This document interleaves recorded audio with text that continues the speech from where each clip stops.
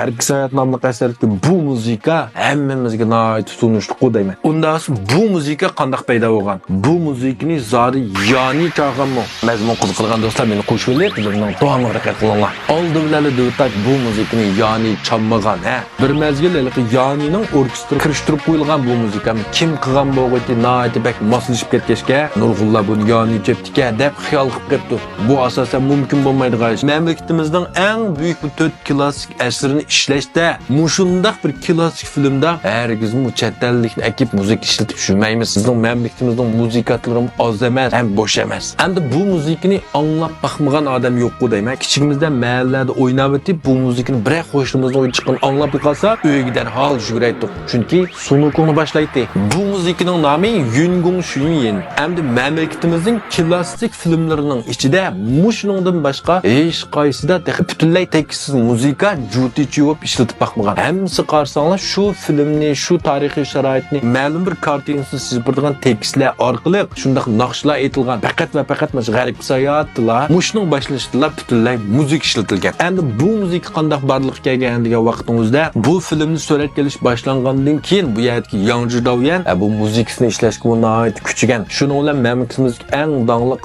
5-6 muzikatlarını əkilib bununla muzik işlətdizgan. Bular hər xil naqşlarını yazıb baxqan, hər xil muzikalarını qılıb baxqan, lakin heç qaysı bu Yang Davyanga yaramğan, bunun көңілдікidək çıxmağan. Bir günü Yang Davyan bu yerdə dəm elib oturub Xu Jingqing icad qılğan şadlıq tolğan Çimən Tağ deyə bir muzikini anlap qılıb nəhayət yaqqan bununla. Şunun bilan dərhal bu yerdəki rejissorlar qrupsuğa bu muzikini kim icad qılğan, moş adamga tapşırılır degan. Lakin ular bu nam çıxmağan bir adətli bir muzika, bunu qıbəlsək o bu degandan keyin manga namning keragi yo'q. Undaq nam chiqqan bo'lishinin zurriyati yo'q. Kim baş muzikini voyiq yetkizib ishlayalsa, haqiqiy bir yaxshi muzikani ishlayalsa, man shu bo'ldi degan. Shunda qilib bu vazifa Xu Jingqingga topshirilgan. Endi bu vazifa topshirilgan bilan buning aniq bir aniq ko'rsatmasi yo'qchu bu vaqtimizda Yang Davyan ishlandigan. Garip Sayatni ishladik. Başdan muzik ishlab birsal degan. Aniq mandaq ko'rsatmasi, liniyasi mandaq bo'lish kerak ya tekst u bu demigan. Nəhayət nama'lumlar başda ishlaysal degan. Uning keyin vaqt nəhayət qisqa berilgan. Shuning bilan bu nəhayət jiddilish bu qanday qilsam bo'lar, nemini yazsam bo'lar, kalsı ketib hech nim kelmagan. Kechsim uyqusi kelmay shuni xiyol qilib o'ltaga vaqtimizda ertasi kunduzi uxlab qolay deb turgan vaqtimizda tuyuqsiz buning ishigining oldidan bir to'p teqan ishlamchilar tamoq qo'shig'ini qachsi urib, mashdan bir xil muzikani chiqarib mangan. Shuning bilan bu buninglar tuyuqsiz buning bir ilhomi lingan keldi. Ilhom degan mashda vaqtida keldi-ku. Shuning bilan bu shu vaqtimizda mash Garip Sayatning boshlanish mash muzikasini shu ohangga asosan